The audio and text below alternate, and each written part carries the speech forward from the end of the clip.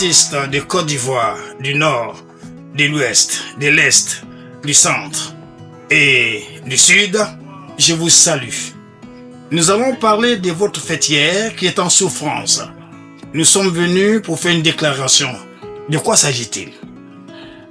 Il s'agit de l'UNARTI, naturellement, l'Union nationale des artistes de Côte d'Ivoire.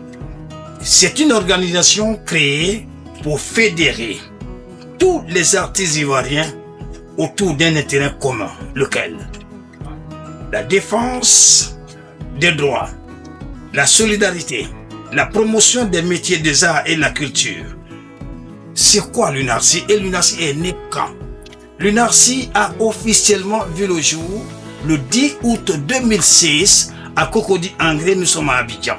Sa création est intervenue dans un contexte où les artistes ivoiriens faisaient face à une grande précarité sociale, à un manque d'organisation professionnelle forte, à des difficultés liées à la protection de leurs droits, à l'absence même d'une véritable structure fêtière capable de parler au nom de tous les artistes ivoiriens.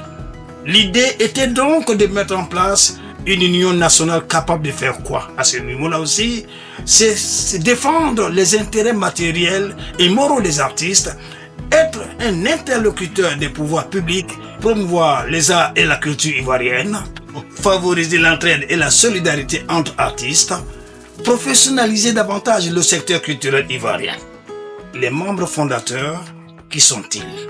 La création de l'UNARTI a réuni plusieurs personnalités du monde artistique et culturel, parmi lesquelles nous avons Edmond Williams, le génie, Gadji Sely, le king, Isaïe Biton Koulibaly, le grand écrivain, Sejiri Bakaba, l'homme du cinéma et du théâtre, Valen Guédé, le musicologue de Côte d'Ivoire, Augustin Kassi, Jacques Dely.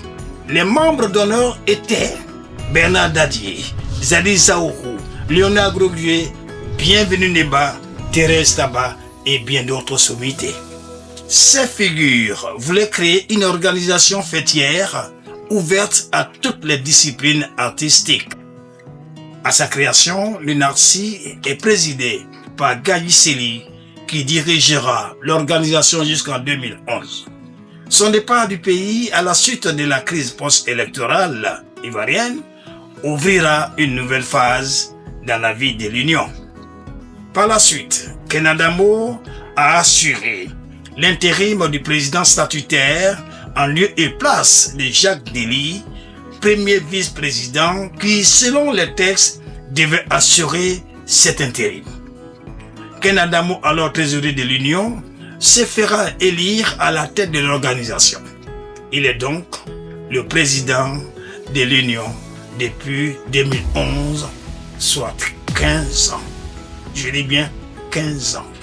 Depuis plusieurs jours, des contre-vérités sont relayées au sujet de l'Assemblée générale élective tenue le 18 mai dernier et de la nouvelle dynamique engagée au sein de l'UNARTI.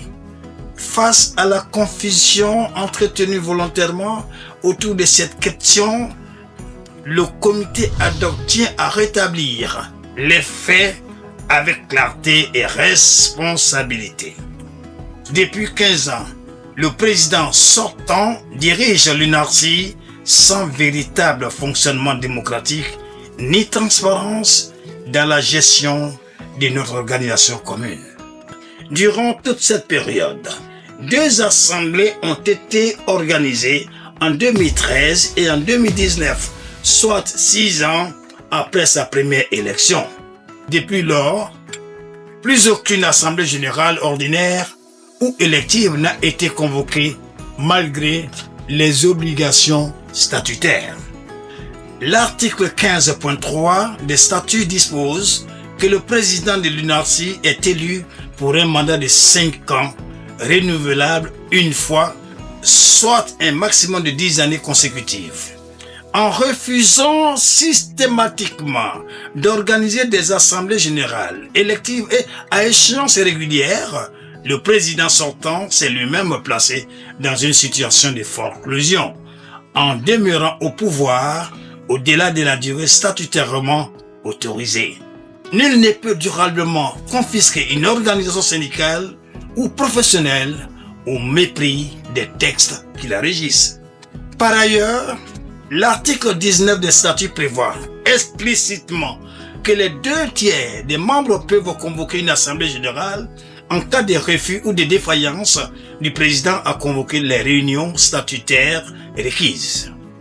C'est donc en application stricte de cet article et face à la léthargie avancée dans laquelle notre union était plongée que plus de 2/3 des artistes ont pris leurs responsabilités en convoquant l'Assemblée générale élective du 18 mai 2026 afin de sauver l'UNARCI et de lui insuffler une nouvelle dynamique.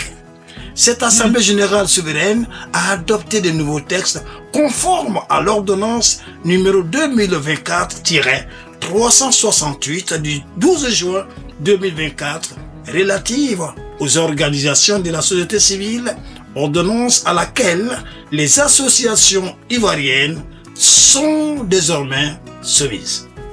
Les nouvelles réformes adoptées consacrent la mise en place d'un conseil d'administration chargé du contrôle de la gestion du bureau exécutif. Ce conseil est déjà mis en place et il est présidé par Obama Faye. Le renforcement du rôle des commissaires aux comptes, l'instauration du principe de la double signature pour tout décaissement, l'obligation de transparence, de traçabilité et de redevabilité dans la gestion des ressources de l'Union. Désormais, aucun décaissement ne pourra être effectué sans les signatures conjointes du président du conseil d'administration et du président exécutif. Ces réformes traduisent notre volonté ferme de tourner définitivement la page de l'opacité et de la gestion solitaire pour bâtir une UNARCI moderne, crédible, démocratique et tournée vers les intérêts réels des artistes. Les artistes de Côte d'Ivoire souffrent aujourd'hui de cette situation difficile. Il est de notre devoir collectif de créer une organisation forte, transparente et efficace, capable de défendre leurs droits et d'améliorer leurs conditions de vie. C'est cette ambition qui guide désormais la nouvelle équipe dirigeante issue de l'Assemblée générale du 18 mai 2026. À ce niveau de notre propos, nous tenons à saluer l'implication constante de l'État de Côte d'Ivoire à travers le ministère de la Culture et de la Francophonie dans le développement du secteur culturel ivoirien. Sous l'impulsion de son Excellence, M. Alassane Ouattara, président de la République de Côte d'Ivoire, Madame Françoise Remarque, notre ministre de tutelle, porte une vision de politique culturelle ambitieuse menée en faveur de l'ensemble des acteurs de la filière culturelle et créative. Nous lui rendons ici un vibrant hommage pour ses actions à nos côtés. Par sa présence constante sur le terrain, son écoute attentive et son sens élevé de la solidarité, Madame la ministre témoigne quotidiennement de l'engagement des pouvoirs publics aux côtés des artistes de Côte d'Ivoire pour une meilleure prise en charge de leurs préoccupations professionnelles et sociales. Les nombreuses initiatives engagées par le gouvernement traduisent une volonté claire de structurer davantage le secteur culturel, de professionnaliser ses acteurs et de créer des conditions plus favorables à l'épanouissement des artistes ivoiriens. Nous devons l'y aider. C'est dans cette dynamique de modernisation des responsabilités et de renouveau que s'inscrit la nouvelle équipe dirigeante de l'UNARCI, conduite par le célèbre Aimon William, un homme porteur d'une vision et d'une grande ambition pour les artistes de Côte d'Ivoire. À la suite de l'action engagée par Madame la ministre de la Culture et de la Francophonie, la nouvelle gouvernance entend œuvrer avec responsabilité, transparence et efficacité afin de faire de l'UNARCI une organisation forte, crédible et véritablement au service du bien-être des artistes ivoiriens. Nous appelons donc l'ensemble des artistes ivoiriens au rassemblement, à la sérénité et à l'engagement afin de reconstruire ensemble une UNARTY forte, moderne et respectueuse de ses textes comme de ses membres. Mesdames et messieurs, c'est au nom de nous tous, de tous les artistes de Côte d'Ivoire et de tous ceux qui ont pensé que la chose ne peut pas rester en l'état que nous vous disons merci. Vive l'UNARTY, vive notre art, vive la Côte d'Ivoire.